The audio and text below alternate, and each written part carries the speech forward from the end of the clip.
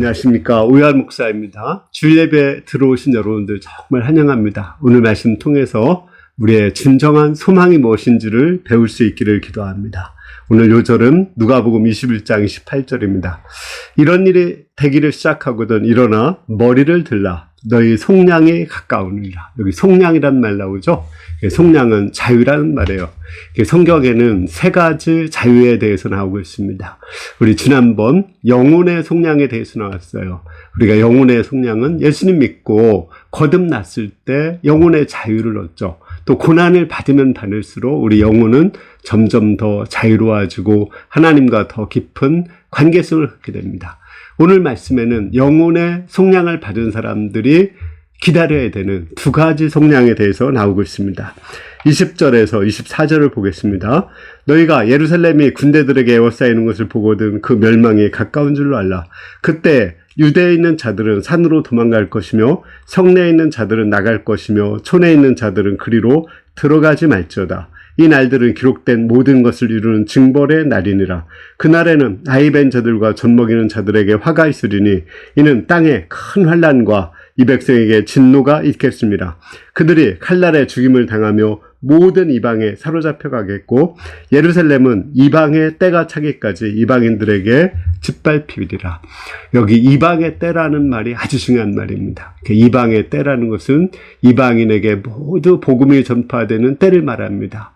우리 예수님이 처음 예루살렘에 오셨죠. 그런데 예루살렘 사람들이 예수님을 거부하고 십자가에 못 박혀 죽었습니다.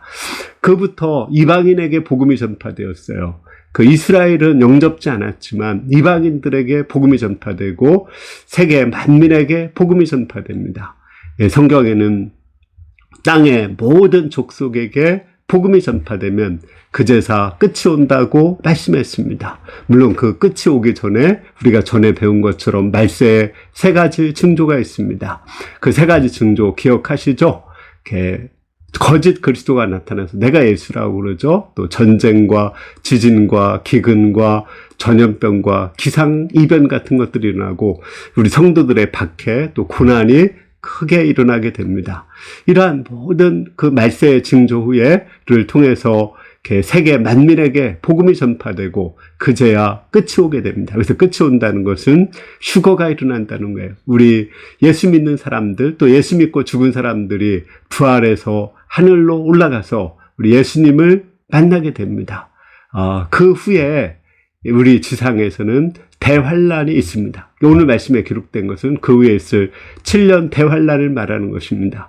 그 7년 대환란은 전무후무한 대환란이기 때문에 대환란이다 이렇게 말을 합니다. 그 전에도 환란이 있지만 이와 같은 환란은 없습니다. 이것을 기록한 것이 요한계시록에 나옵니다. 거기 보면은 7재앙이 3가지가 나와요. 첫 번째는 인재앙, 다음에는 나팔재앙, 그 다음에는 대접재앙이 나오는데 무시무시한 재앙들이 나오죠. 그 재앙들이 이 7년 대환란의 때 일어납니다. 왜 하나님은 7년 대환란을 주실까요? 이 7년 대환란을 통해서 특별히 이스라엘의 구원을 이룹니다. 이방인의 때가 끝나고 나서 이제 이스라엘의 때가 되어서 이스라엘 구원 역사를 이루십니다. 하나님은 한 번 택한 이스라엘을 끝까지 살아가시고 그들을 끝까지 구원하십니다. 엄마는 자식을 잊을지 몰라도 하나님은 한 번 택한 이스라엘을 잊지 않고 끝까지 구원하십니다. 그때 이스라엘 백성과 아직 휴거되지 못하고 남은 사람들은 어떻게 해야 될까요? 그들은 이 세상에 소망을 두지 말고 산으로 도망가라고 했어요. 그래서 산으로 도망가라는 것은 하나님 나라에 소망을 두라는 거죠. 마치 소돔과 고모라 때 심판이 있을 때 어떻게 했나요? 롯의 처는 뒤를 돌아보다가 소금구덩이 되었습니다. 롯은 지체해서 망할 수밖에 없는데 천사가 끌어서 건신히 구원을 받았습니다. 롯의 사이들은 심판을 농담으로 여기다가 결국은 죽임을 당했습니다. 우리는 그 심판을 절대적으로 믿고 하나님 나라에 소망을 두고 세상에 미련을 받지 말아야 됩니다. 그래야지 구원을 받습니다. 이스라엘 백성들은 특히 이 당시에 이제 모세와 엘리야가 와서 그들에게 예수님을 증거하고 그들은 모세와 엘리야를 통해서 그 예수님을 영접하고 많은 유대인들이 충만한 수가 구원을 받게 될 것입니다. 25, 26절을 보겠습니다. 1월 성신에는 징조가 있고 땅에는 민족들이 바다와 파도의 성난 소리로 인하여 혼란한 중에 곤괄이라. 사람들이 세상에 임할 일을 생각하고 무서함으로 기절하리니 이는 하늘의 권능들이 흘리겠습니다. 여기 하늘의 권능이 흔들리고 1월 성신의 징조가 있다겠죠. 이것이 계시록에 보면은 해와 달과 별의 3분의 1이 어두워진다겠습니다. 또 달들이 우수수, 별들이 우수수 땅에 떨어진다고 나오겠습니다. 이때 이 지구에 있는 모든 질서가 깨트려집니다. 인간이 세운 엠파이어 스테이트 빌딩도, 또 우리 롯데월드의 빌딩도 그냥 추풍 낙엽처럼 떨어지게 됩니다. 인간이 만드는 많은 기술들이 있죠. 이 쏘아 올린 인공위성, 또 AI 기술, 스마트폰 기술도 소용없게 되고, 상대성 이론, 양자역학의 이론도 그때는 아무 소용이 없게 됩니다. 모든 것이 다 사라지고 없게 되고 이제 새로운 질서가 예수님을 통해서 이루어지게 됩니다. 예수님께서 이렇게 큰 환란을 이스라엘에게 주는 것은 앞에도 얘기했지만 마지막 한 사람이라도 더 이스라엘 사람, 아직 휴거되지 못한 사람들을 휴거하고 구원하기 위해서입니다. 그들의 몸의 부활을 이루시기 위해서였습니다. 현재 몸이 변화되어서 휴거되어 새로운 몸으로 변화되기를 원하시기 때문에 그런 것입니다. 하나님은 이 세상에서 어떠한 고난을 받더라도 천국에 가기를 원합니다. 사단은 이 세상에서 부귀 영화를 줘서 지옥에 보내고자 하지만 하나님께서는 우리에게 고난과 환난을 주셔서 천국에 보내기를 원합니다. 우리나라도 6.25와 일제시대의 큰 고난을 통해서 많은 사람들이 예수님을 믿었죠. 그와 같이 그때도 이 대환란의 큰 고난을 통해서 많은 사람들이 예수님을 믿고 마지막 휴거에 동참하게 될 것입니다. 그러므로 이제 남아있는 사람들은 어떻게 해야 될까요?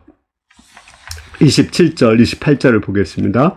그때 사람들이 인자가 구름 타고 능력과 큰 영광으로 오는 것을 보리라. 이러한 일이 되기를 시작하거든 일어나 머리를 들라. 너희 속량이 가까우느니라. 이제 이러한 큰 환난과 고통은 이스라엘을 구원하고 남은 자들을 구원하고자 하는 하나님의 소망이 담겨 있고, 또 하나는 예수님이 다시 재림하는데 오는 하나의 진통과 같은 것입니다. 산통과도 같은 거예요.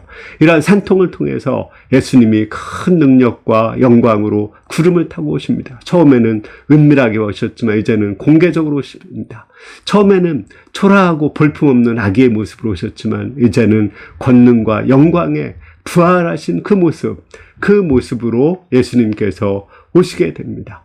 그리고 오셔서 이제 아직 구원받지 못한 자들, 택하신 자들을 다 불러 모아서 그들을 새로운 몸으로 변화시켜 주실 것입니다. 그리고 예수님이 오실 때 이미 휴거된 사람들과 함께 오셔서 이 세상에서 천년왕국을 이룰 것입니다.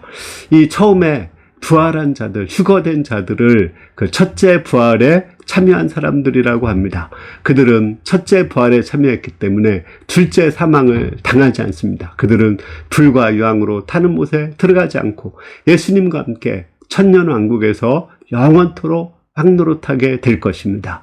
그때 그들은 아주 이제 새로운 몸을 입었기 때문에 시공의 제한을 받지 않고 부활하신 예수님과 함께 아주 자유롭게 왕노릇을 하게 될 것입니다.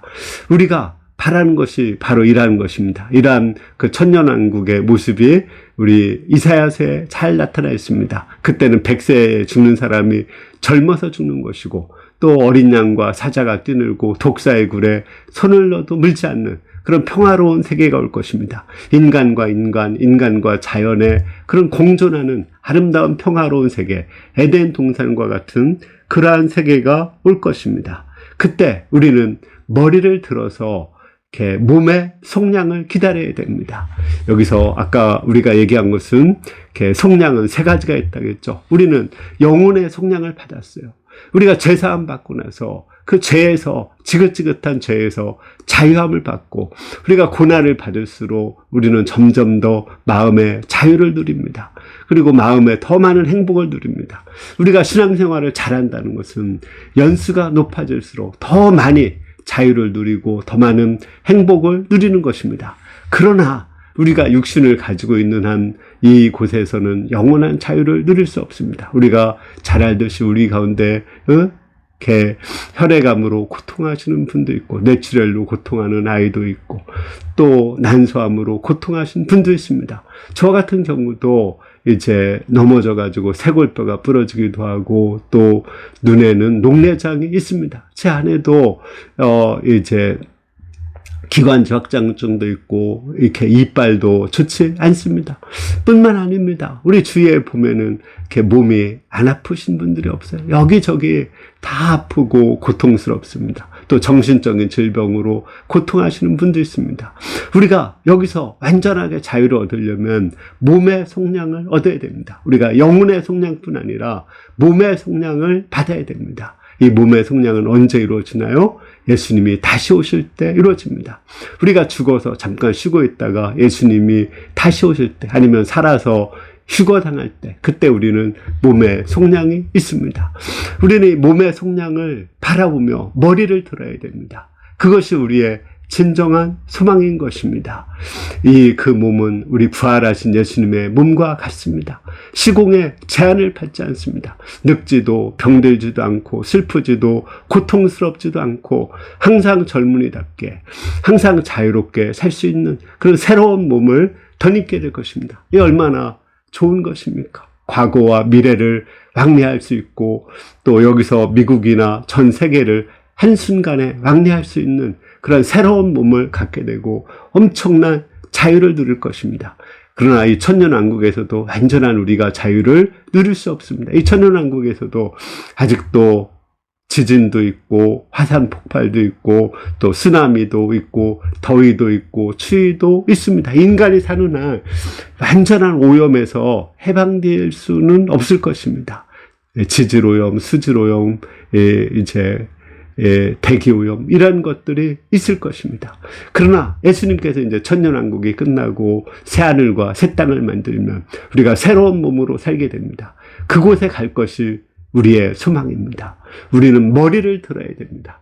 머리를 들라는 것은 우리의 소망을 하나님께 두고 우리 몸의 속량, 자연의 속량을 소망하면서 기다리라는 것입니다. 사도 바울도 그렇게 말했죠. 성령의 처음 익은 열매를 받은 우리까지도 탄식하며 몸의 속량을 기다린다고 했습니다. 우리가 몸이 자유롭게 되어서 모든 질병에서 모든 고통에서 모든 슬픔에서 모든 인간적인 갈등에서 해방되는 그날을 소망하면서 오늘 하루를 우리가 행복하게 살 수 있기를 기도합니다. 이날을 가기 위해서는 우리가 세상에 대한 소망을 버리고 세상에 대한 미련을 버려야 됩니다. 세상에 대한 집착을 버려야 됩니다. 이 세상 사는 동안에 좀 더 단순하고 본질에 충실하면서 이렇게 살아야 됩니다. 하나님 나라를 소망하며 사는 가운데 우리 모두가 몸의 속량, 자연의 속량을 받을 수 있기를 기도합니다. 감사합니다.